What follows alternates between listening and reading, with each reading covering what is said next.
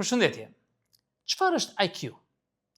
IQ është koeficienti i inteligjencës që shënohet me I që në gjuhën shqip dhe është një tregues i përllogaritur i aftësive njohëse, pra sa mirë e përpunon mendja informacionin, sa shpejt zgjidh probleme dhe sa aftësi ka për të kuptuar koncepte të reja. Nuk është një numër magjik që të tregon sa vlen një njeri. Është më shumë si një foto momentale e disa aftësive mendore në një moment të caktuar e matur përmes testeve të standardizuara. Testet klasike të IQ-s matin arsyetimin logjik, zgjidhje problemesh, kuptim verbal dhe fjalorin, punën e memorjes, shpejtësinë e përpunimit të informacionit. Mesatare vendoset rreth 100. Shumica e njerëzve bien midis 85 dhe 115. Njerëzit që janë dukshëm mbi këtë nivel shënohen si high IQ dhe ata dukshëm më poshtë kësaj janë low IQ. Por ky është vetëm një segment i trurit, nuk mat empatin, aftësinë sociale, kreativitetin apo moralin. Por kemi mitin e IQ-s së ngrirë. Për dekada me radhë, thuajse IQ-ja është 100% gjenetike dhe nuk lëviz. Sot dim që kjo është pjesërisht e vërtet. Gjenetika vendos kufit, një gamë të mundshme, por mjedisi, përvoja, ushqimi, stimulimi mendor dhe edukimi mund të të shtyjnë nga fundi i gamës drejt majës së saj. Pra nuk mund të transformosh nga 80 në 140, por mund të ngrësh ndjeshëm performancën brenda kufive të tu. Po njerëzit me IQ më të ulët, çfarë do të thotë kjo realisht? IQ e ulët nuk do të thotë i paaft ose i mbaruar, si themi ne. Do të thotë që procesimi i informacionit, zgjidhja e problemeve, abstrakte apo të reja, mund të jenë më të ngadalta ose më të vështira. Shumë njerëz me IQ mesatare ose edhe më pak poshtë se kjo, kanë aftësi të shkëlqyera praktike, emocionale ose artistike. Sistemi shkollor dhe testet standarde shpesh e nënvlerësojnë këtë lloj inteligjence. Po a mund të rritet IQ-ja? Po, por me kufi. Dhe ja se si. Arsimi dhe trajtimi mendor, edukimi strukturuar, leximi, matematika, logjika, e rrisin aftësinë njohëse. Kur mëson të zgjidhësh probleme me komplekse, trajtohen muskujt e trurit njësoj si në palestër. Natyrisht truri nuk ka muskuj, por ne po i quajmë muskuj. Kjo nuk do të kthej në Einstein, por mund të shtojë disa pikë në performancën njohëse. Ushqimi dhe shëndeti fizik. Truri ka nevojë për ushqim cilësor.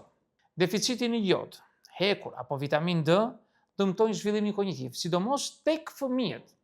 Një dietë e pasur me acide yndyrore, me omega 3, fruta, perime dhe proteina cilësore ndihmon funksionimin optimal të neuroneve. Gjumi i mirë dhe aktiviteti fizik. Gjumë i pamjaftueshëm, baraz, mendje e mjegulluar. Studimet tregojnë se njerëzit që flen 7 deri në 9 orë kanë rezultate më të mira në testet kognitive. Aktiviteti fizik rrit qarkullimin e gjakut dhe neuroplasticitetin. Pra truri bëhet më fleksibël për të mësuar gjëra të reja.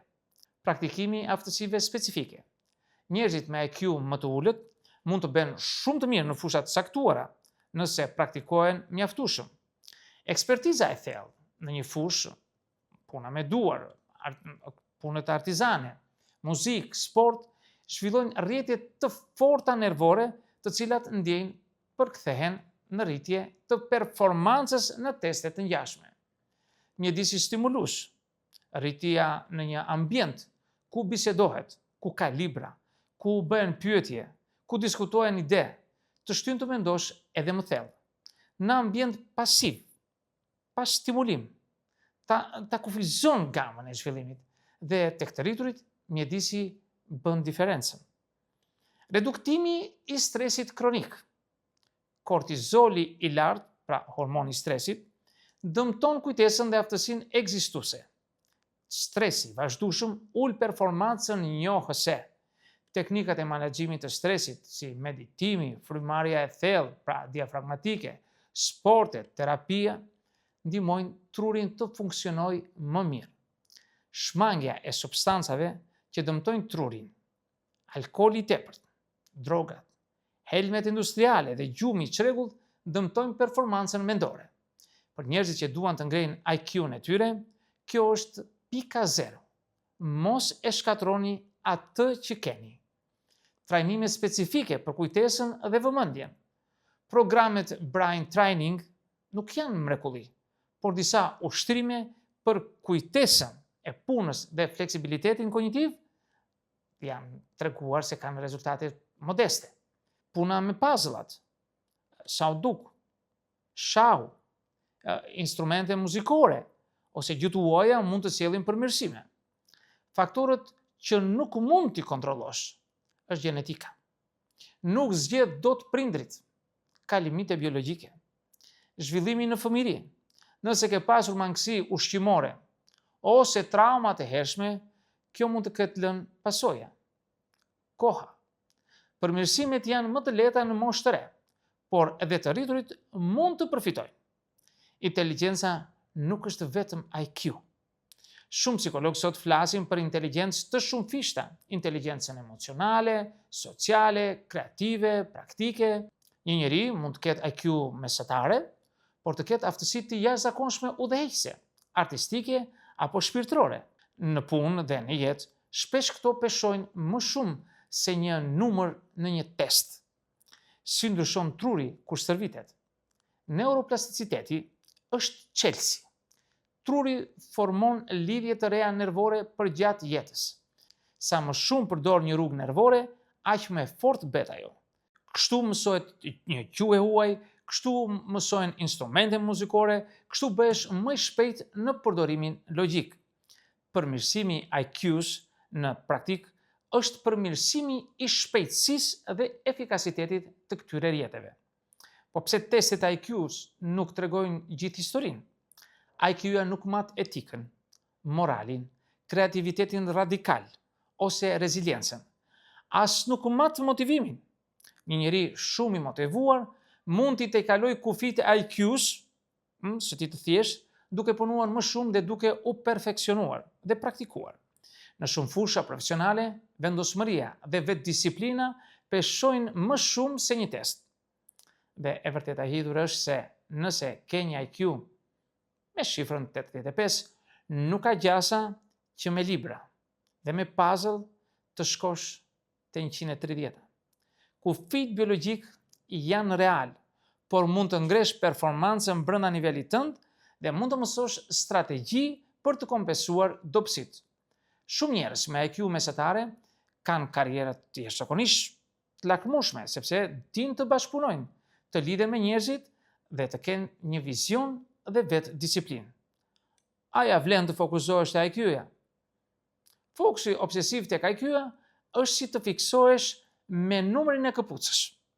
Më e rëndësishme është të kuptosh kur je i fortë dhe ta zhvillosh atë, në vend që të mendosh si ta ngre IQ-n dhe pyet si të jem më efektiv në të menduar dhe në jetë. Ky shift mundësie sjell rezultate shumë më reale. Dhe si konkluzion do të thosha që IQ-ja është një mjet matjeje, jo një dënim me burgim. Mund të përmirësosh performancën njohëse me edukim, ushqim, gjumë, stërvitje mendore dhe ambient stimulues. Ka limite biologjike, prandaj pritshmëritë duhet të jenë realiste. Suksesi në jetë nuk varet vetëm nga IQ-ja. Inteligjenca emocionale, aftësitë sociale, motivimi dhe këmbgulja peshojnë po aq në mos edhe më shumë. Se në fundit, pyetja nuk është e vetme a mund të rris IQ-n time, por a mund të bëhem versionin më i mirë i vetes sime me burimet që kam? Përgjigjja është po. Dhe kjo po nuk është e varur nga një numër, është i varur nga veprimet e tua, mënyra si ushqen trurin dhe si ushtron mendjen çdo ditë, sepse ka prindër që i bëjnë teste fëmijëve të tyre për të parë IQ-n dhe fiksohen se si mund të arrisin atë duke besuar që fëmija e tyre do të bëhet më i zgjuar dhe më i aftë në jetë. Miq, këto do të thosha në këtë video. Ju falenderoj për vëmendjen. Nëse doni mund të bëni komentet tuaja, por mos harroni asnjëherë të bëni subscribe në kanalin tim për të marrë video që hedh her pas here. Dhe në videon tjetër. Miru takofshi.